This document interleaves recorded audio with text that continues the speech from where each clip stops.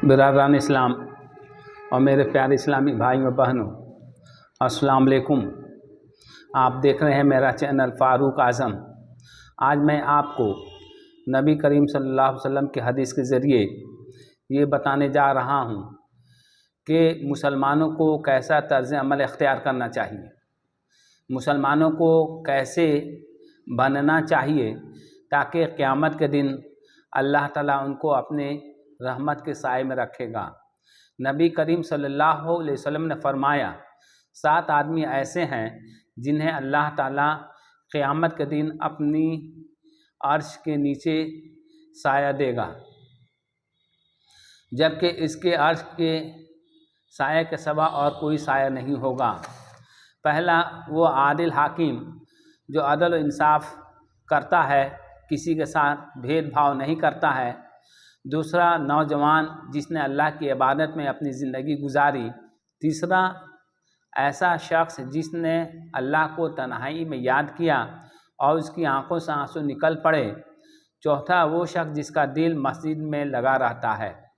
پانچواں وہ آدمی جو اللہ کے لیے محبت کرتا ہے۔ چھٹا وہ شخص جسے کسی بلند مرتبہ اور خوبصورت عورت نے اپنی طرف بلایا اور اس نے جواب دیا کہ میں اللہ سے ڈرتا ہوں۔ اور ساتواں وہ شخص جس نے اتنا پوشیدہ طریقے سے صدقہ کیا کہ اس کے بائیں ہاتھ کو بھی پتہ نہ چل سکا کہ دائیں ہاتھ نے کتنا اور کیا صدقہ کیا۔ تو اس طرح یہ 7 آدمی ہیں اور 7 آدمی کو اللہ تعالیٰ اپنی عرش کے سائے کے نیچے جگہ دے گا قیامت کے دن، جب کوئی سایہ نہیں ہوگا۔ اس لیے ہمیں مسلمانوں کو چاہیے کہ اگر کسی کے ساتھ انصاف کرنے کی نوبت آ جائے تو کوئی بھید بھاؤ نہ کریں اور اپنی ذات کا، اپنے خاندان کا، اپنے پڑوس کا یا اپنے رشتہ داروں کا خیال نہ کریں، بلکہ انصاف سب کے ساتھ کریں تاکہ اللہ تعالیٰ قیامت کے دن ہمیں رحمت کے سائے میں رکھے۔ اور دوسرا جو ہے، ہمیں بچپن سے ہی اللہ کی عبادت میں اپنی جوانی گزارنی چاہیے، کیونکہ جوانی کی عبادت جو ہے بہت ہی مقبول ہوتی ہے، اور بڑھاپے میں اگر ہم کتنی ہی کوشش کر لیں، جوانی کی عبادت کے برابر ہم ثواب نہیں کما سکتے ہیں، کیونکہ بڑھاپے میں جب ہمارے اندر سخت نہیں رہتی ہے تو ہم کچھ نہیں کر پاتے ہیں، تو ایسے موقع پہ اللہ اللہ کرنا پڑتا ہے۔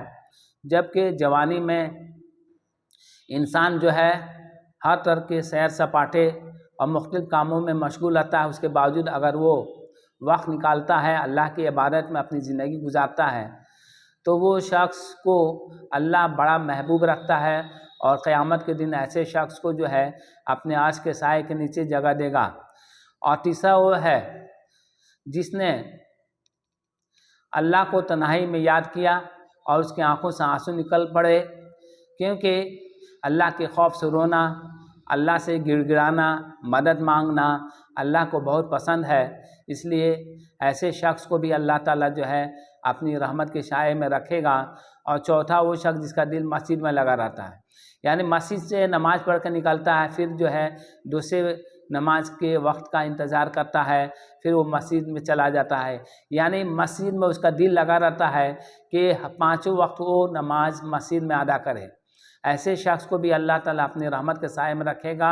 اور 5واں وہ شخص ہے جس کو کسی بلند مرتبہ خوبصورت عورت نے زنا کرنے کی دعوت دی، لیکن اس نے کہا کہ میں اللہ سے ڈرتا ہوں، تو اس کا یہ ڈر جو ہے اللہ کو محبوب ہے کہ دیکھو میرا بندہ کتنا مجھ سے ڈرتا ہے کہ غلط کام کرنے سے رک گیا، تو اس کو اللہ تعالیٰ محبوب رکھ کر قیامت کے دن جب کوئی سایہ نہیں ہوگا تو اس کو بھی اپنی رحمت کے سائے میں رکھے گا۔ اور چھٹا وہ شخص ہے جو اللہ کے بندوں سے اس لیے محبت کرتا ہے کہ اللہ تعالیٰ اس سے راضی ہو جائے، خوش ہو جائے۔ اور 7واں وہ شخص ہے جس نے اتنا چھپا کر، اتنا پوشیدہ طریقے سے صدقہ کیا کہ دائیں ہاتھ نے کیا دیا بائیں ہاتھ کو خبر نہیں، یعنی صدقہ دے کر لوگوں پہ احسان جتاتا نہیں ہے، لوگوں کے سامنے اپنی بڑائی جتاتا نہیں ہے، لوگوں کے سامنے اپنی سخاوت کا چرچا نہیں کرتا ہے، بلکہ خاموشی سے اللہ کی رضا کے لیے جو ہے صدقہ دیتا ہے۔ تو ایسے شخص کو بھی اللہ محبوب رکھتا ہے، اور ایسے شخص کو بھی اللہ تعالیٰ قیامت کے دن اپنی رحمت یعنی اپنے عرش کے سائے کے نیچے جگہ دے گا، جبکہ کوئی سائے نہیں ہوگا۔ تو یہ 7 آدمی ہیں، ہمیں چاہیے کہ ان 7 آدمیوں سے کوئی ایک ہمارے اندر خصلت پیدا ہو جائے، تاکہ ہم بھی جو ہے قیامت کے دن اللہ کی عرش کے سائے کے نیچے جگہ پا سکیں۔ جزاک اللہ خیرہ۔ السلام علیکم۔ میرے اس ویڈیو کو لائک کیجیے اور میرے چینل کو سبسکرائب کیجیے۔